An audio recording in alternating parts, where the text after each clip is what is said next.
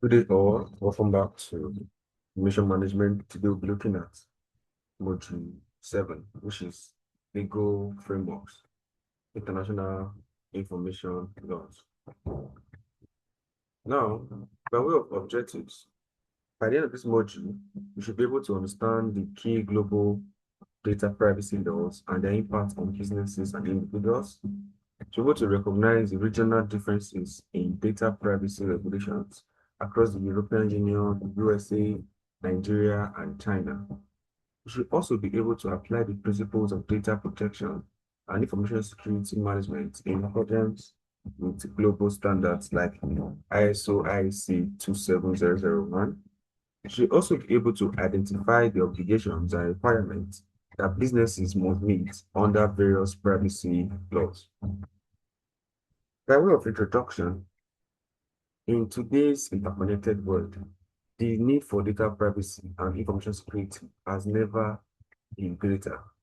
With the rise of data breaches, cyber attacks, and increasing concerns over personal privacy, countries around the world are implementing laws and regulations to protect citizens' personal information and ensure that organizations handle data responsibly.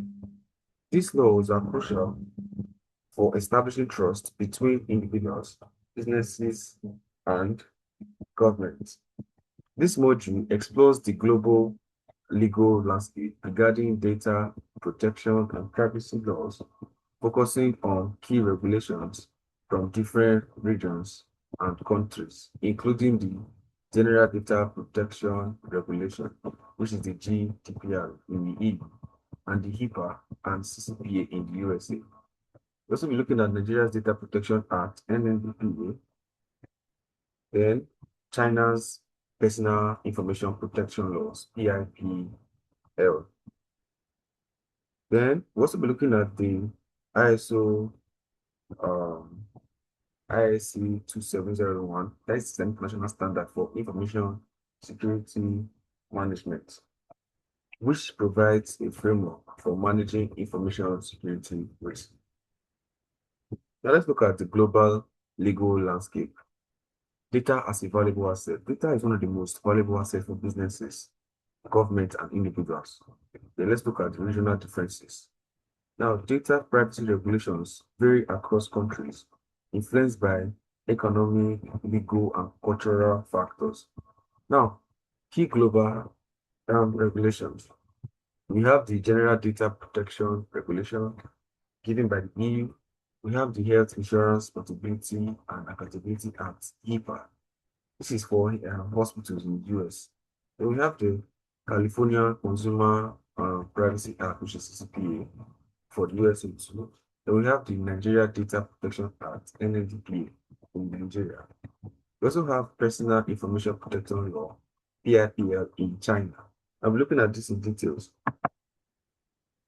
Now let's look at the General Data Protection Regulation, GDPR.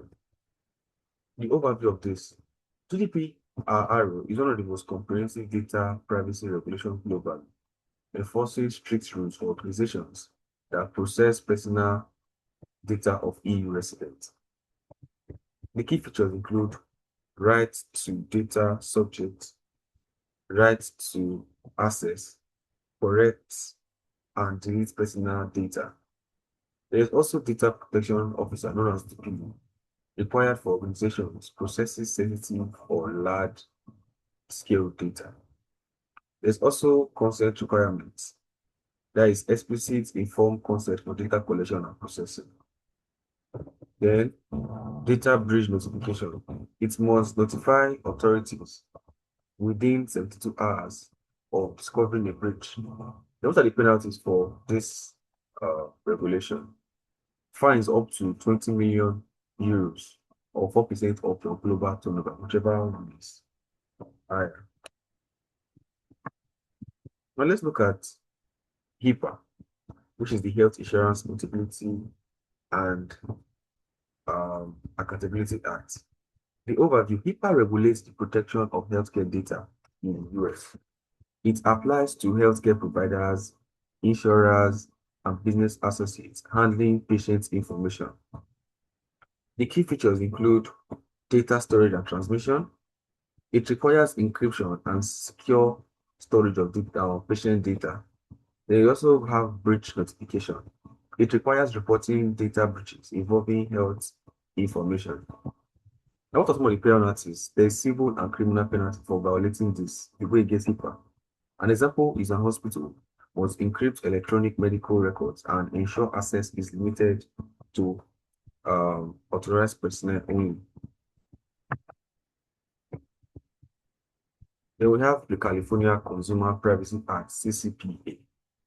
An overview of this, CCPA gives California residents rights to control their personal data and how it is used by businesses. Now let's look at the key features. Let's look at right to know. Consumers must request to know what personal data is being collected. Then we have the next, which is the right to delete. Consumers must request the deletion of their personal data without further appeal. Then we have the opt-out right.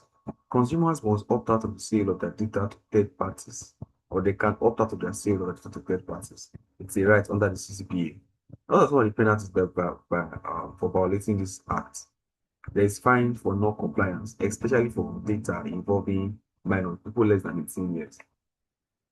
Or for USA, 16 years as adulthood, so less than 16 years. Now let's look at the Nigeria Data Protection Act, NNDPA.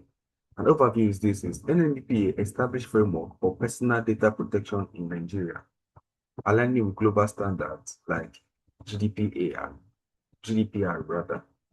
The key features include rights of individuals, access, notification, and deletion rights similar to GDPR. They also have data protection officer, DPO, that is required for businesses handling sensitive information. Then another key feature is data storage and processing. Businesses must ensure lawful, secure data processing practices. Now, what are some of the penalties? We have fines and potential imprisonment for non-compliance with this act. Now, let's look at the Personal Information Protection Law in China. PIPL is China's primary law for data privacy, enforcing strict controls over how personal information is collected and processed. The key features include number one, consent. Explicit consent required for data collection and processing.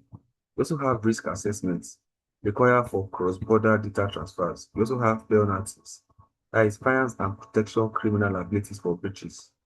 Then, lastly, we have the cross-border data transfers. Data transfers outside China require specific mechanism to ensure protection. Now let's look at the ISO IEC 27001. What is the ISO IE7 27001? This is an international standard for managing information security risk. For some of the key features, there is risk assessment to identify, assess, and manage information security risk.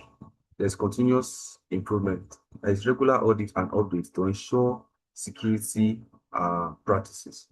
Then we have compliance. It supports compliance with data privacy laws, such as the GDPR and the HIPAA. Then we also have access control. This implements strict controls over data access to ensure confidentiality, integrity, and availability. And let's look at some of the global considerations and cross-border compliance. We have data residency. Organizations must understand where data is stored physically and which local law applies.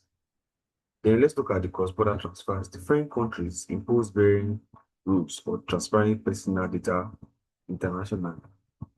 We're going down to sector-specific regulations. Some countries regulate data based on sector, e.g., we have the healthcare, we have the finances, while others like the European Union and Nigeria adopt broad cross-sectoral framework. Then let's look lastly at ethical considerations. Laws increasingly address not only privacy but also ethical considerations, such as AI decision-making, data minimization, and transparency in processing. And by way of conclusion, this module showed data privacy and protection are paramount concerns in the modern digital era. As data becomes a crucial asset for businesses, government, and individuals, ensuring it is handled and processed responsibly is essential. The GDPR in the EU, the HIPAA, and CCPA in the USA NLPA in Nigeria and PPIPL are all significant legal frameworks that define how personal data must be protected, and each region's approach reflects its priority for privacy and security. Understanding these global regulations is key for organizations operating internationally. It is essential to ensure that organizations meet the legal requirements for data protection to avoid fines, penalties, and reputational damage. As businesses expand their digital presence and handle more data, maintaining compliance with this law is crucial for building trust with customers and protecting sensitive information. Now, by the end of this module, there's a part A where there's 15 multiple choice questions to test your knowledge. And there's a part B where there's a report. You have to write a report relating with real world scenarios. I'll see you in module 8.